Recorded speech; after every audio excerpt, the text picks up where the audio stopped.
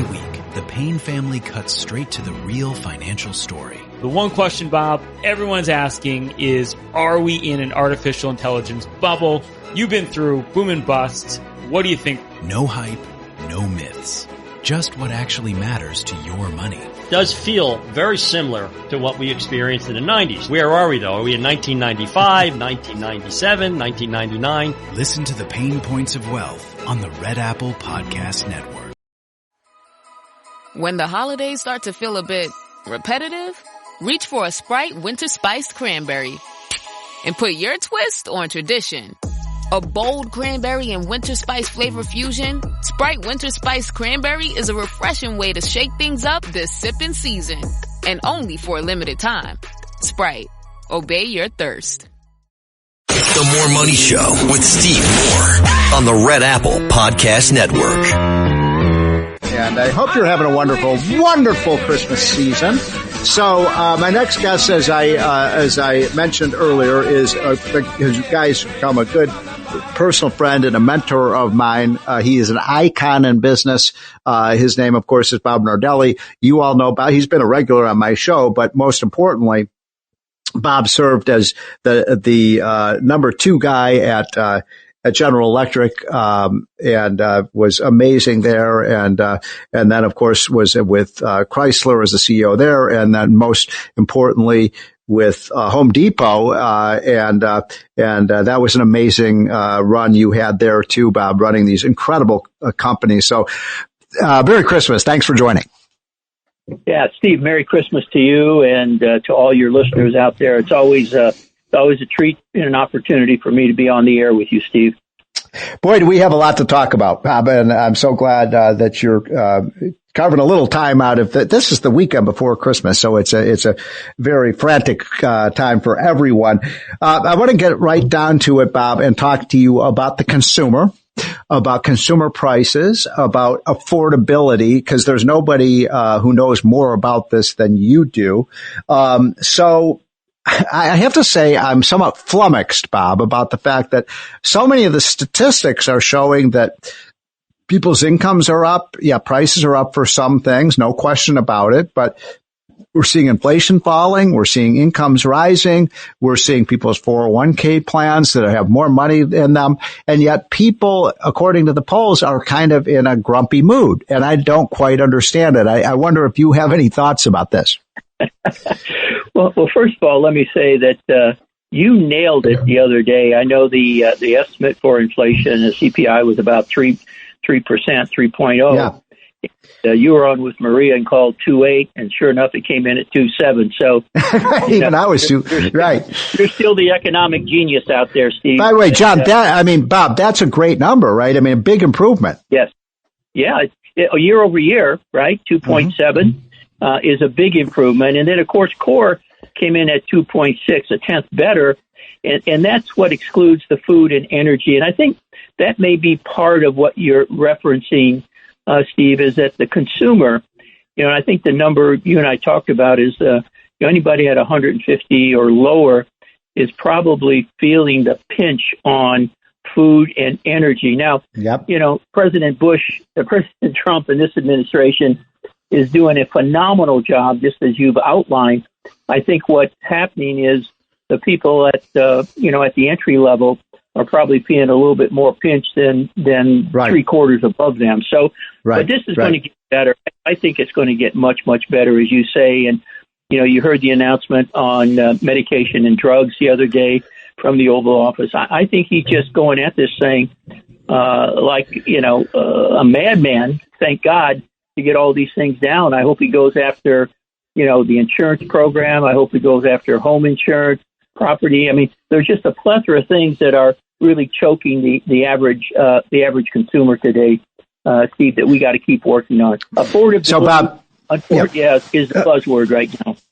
Yeah. So, do you you served as the amazing CEO at Home Depot for many years. Do you still follow kind of what's going on at Home Depot in terms of, with their sales and so on? Because they're one of the 4 or 5 biggest retail companies in the country. I'm wondering, because people are spending money. That's the thing. People are spending, and yet they say they can't afford anything. So how are things that the retailers are telling us that people are buying things? And same thing with the online retailers.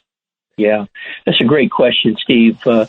We hired Ted Decker in 2002, and he's the chairman and CEO today. And he and that team are doing a fabulous job of continuing to reposition Home Depot not only as the number one consumer location, but now the pro customer.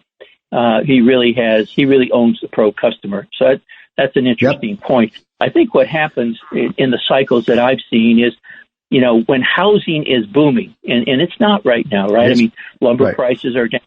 When we talk about employment, a lot of the laborers in the home construction business, carpenters, electricians, plumbers are down. So Ted has taken the number down slightly quarter over quarter, and that's really driven by same-store sales, the comp sales, as they call them. And so there is some adjustment there about, investing in your home for resale or appreciation. And maybe the environment now, we're kind of tilting a little bit, Steve, to if it's not broken, don't fix it, right? And conserving some of the home improvements that could be done and having to make trade-offs, particularly this time of the year with the holidays and gift giving and so forth. So the consumer has to prioritize like you and I do in any business we run. So I think that's a little bit of what's going on out there, Steve. But consumers are spending money. I mean, I saw some of these statistics over the Black Friday weekend and just over the last couple of weeks. It looks like consumers are spending money. Yeah, no question. I think the number you and I talked about was like $46 billion online between Black Friday and Cyber Monday. So there's no question people are out there spending. And the key to this is going to be, we got to see what happens at the turn of the clock here, January, February, whether they've loaded up on their credit cards and, extended themselves a little bit. I hope not. I hope not, too. I don't know. This is a really confusing time, and you and Art and Steve are really the experts on all this economy stuff. So, Bob, we got to take a quick break. Can I hold you over for one more? Because we're just getting into it with Bob Nardelli. I hate to carve more time out of your weekend, but could you hold over? Absolutely. I'd be happy to, Stephen. We're going to take a quick break, folks. This is the More Money Show. I'm talking to the great guru of business and finance, Bob Nardelli, and we'll be right back. Free. All you have to do is go to unleashprosperity.com, click on the hotline, and you will get a free economic newsletter every morning. And by the way, you can read it 5 or 6 minutes every morning. It's a quick update about what's going on in the economy, and we also add some humor as well. So, Bob, welcome back. Thank you so much for holding over. So you believe that the consumer is in pretty good shape right now, or, because there seems to be a disconnect between, what the official statistics are telling us, which is a strong economy that is growing, with higher incomes, and yet people tend to be, very somber about things. And one of the things that people are worried about is housing. You know a lot about housing because you worked at Home Depot. Give us a sense of why it is, do you think, that housing prices have risen so much? Yeah. Well, I think it's a couple of things, Steve, and some of it is availability, number one. Right. It's the supply, right? If you have less supply, the prices go up. Exactly.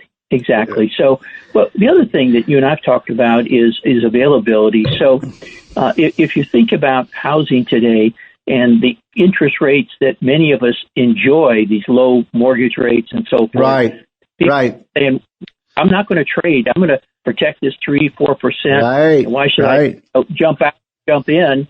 And that's point number one. And then a lot of so hold on, Bob. Just hold on just 1 second. Because this is a really important point you're making here, is that, people, when they had like 4% mortgage rates, 30-year, that's a pretty good loan, borrowing rate. And so people are kind of locked into their home because they don't want to give up that low interest rate. Is that what you're saying?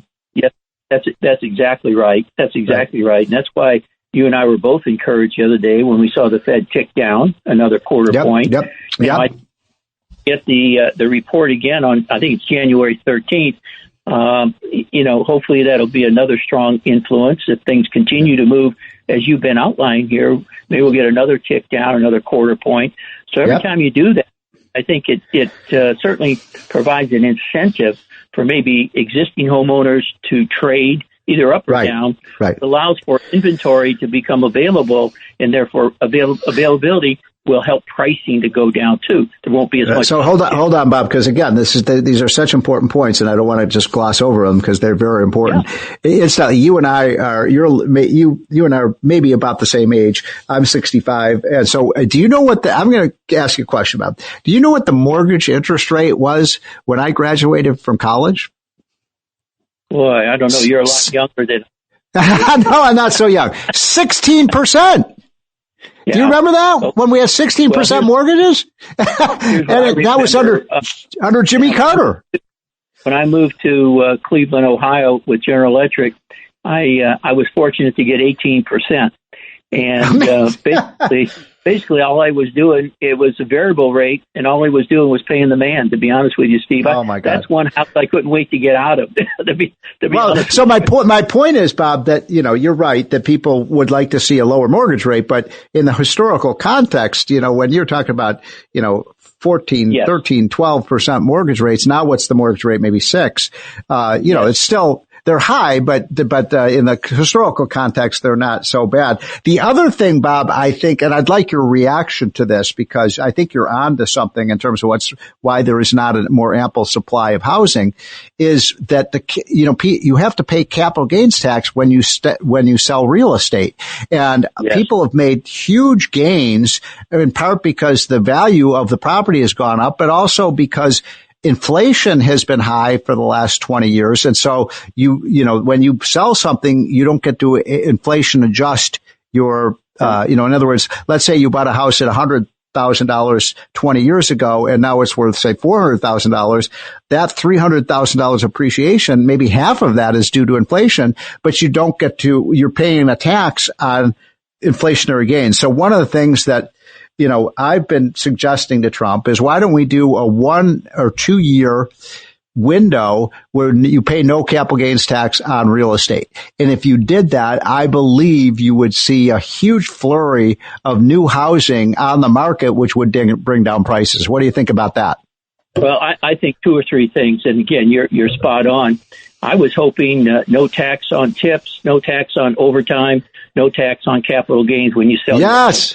You and I think exactly alike. That big, beautiful bill. We missed one more item in there, I think, Steve, and that was that. And then, some states, I think like California, there's a house arrest tax where on top of the capital gain, depending on how you sell it, there's a percentage that goes to the state for unemployed and homeless. So again, depending on your state, be careful. Make sure you understand what the guidelines are. But I think that would be that's a wonderful midterm discussion for this administration, because it's a lot like inheritance tax or the death tax. I hate those. Yeah, I mean, you work your tail off, and then unfortunately, people that farmers or what have you have to sell to pay the tax, and it basically loses the lineage of second, third generation family owners. So I'd like to ask you another question, Bob, because you are a fountain of wisdom, especially when it comes to retail, because you were the CEO at Home Depot, what were you, about the 4th or 5th largest retailer in the country? And I always get asked this question over the years by my listeners, and I'd like your response to it and your answer to it. Is retail dead? I mean, are the Amazons of the world just going to take over consumer sales, or do you think people will still go to the mall? Will they still go to stores? What do you think? Yeah, I think it's a very interesting question, because if you look at Walmart, and Scott is just about ready to step down there, they've been very conscious about pricing. And basically they focus on staples, the necessary. Some of the other stores, and not to cast a negative against Target, for example, they're more focused on discretionary buy. So I think it goes back to what type of retail you're currently in, and is it kind of the fundamentals or the staples that people will have to have recurring spend on versus those discretionary things that they can, kind of window shop but then pass by based on prioritization. So it really is a potpourri of what type of retail you're in, I think, Steve. And Home Depot is a perfect example. Even though they're challenged a little bit, boy, they're still doing quite well when you consider retail sales. Yeah. I'm sort of old fashioned, especially this time of the year. I like to go to the mall and, go into the shops and the stores and, it's kind of no fun to just do it on your cell phone, but I understand it's a lot faster to do it on your cell phone as well. So I hope we're not seeing stores closed down because, it's just a part of the whole season where people can go out and see all the decorations and see all the people in their fancy dresses. And so I hope there's a solid future for retail in America. You know better than most about what percent of GDP comes from small businesses, right? And so, we have these events throughout the year to support the local business, the small business, and I hope we can continue to do that because, they need to earn a living just like some of these other, big box retailers, Steve. So you make an excellent point there. So finally, and we just have a couple minutes left with my friend Bob Nardelli, who has really been a mentor of mine in terms of business. Larry Kudlow and I both have been super bullish on the economy for next year. As these tax cuts kick in, people are going to see less money withheld from their paycheck thanks to the big, beautiful bill. What is your sort of prognostication about how things are going to go over the next year or two? Yeah. Well, I can say I hope, I hope the impact of the one big, beautiful bill that kicks in January 1 actually does have that, trickle down effect to the consumer, and they could actually feel it, and then it will tend to negate the other side of the fence here, Steve, about affordability and so forth. They're making a big pitch about affordability. They really capitalized on that word. But you and I in this administration have been talking about affordability since the president took office. I know for a fact you and I have been talking about it, and we've been talking with the Secretary of Treasury about it early this year. So I believe that these things are going to have a positive impact, and I hope we can dispel some of this negative comments that are out there. Steve. That's Bob Nardelli. You all know him, by the way, from Fox. Are you going to be on Fox at all this week? Every time I turn on the TV, there you are, Bob. So you got any shows coming up on Fox or Fox Business? We do. I'll be on, I think I'll be on Tuesday evening with Elizabeth for a little bit. So the 23rd. Yeah. So thank you for that. And, Steve, I really appreciate the opportunity to be on with you and your listeners. And again, I'll just close out by wishing you, your family, your lovely wife, and all a blessed and peaceful holiday season. Well, right back to you, my friend. That's Bob Nardelli, the super CEO, and really appreciate him taking time out of his busy afternoon to be on. Folks, this is the More Money Show, and we will be right back. Thanks for listening to More Money with Steve Moore. You can hear More Money with Steve Moore Saturday afternoons at 1.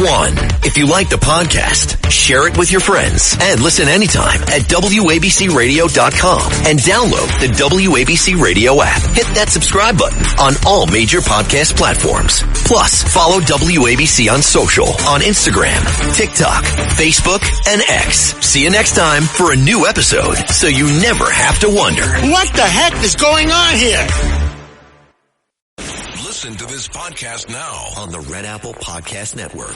The Idea Gen Global Podcast with George Sifakis. I'm George Sifakis. In a world overflowing with noise, there is one forum where the world's smartest voices connect, where visionaries sit at the same table as innovators, and great minds don't just talk, they act.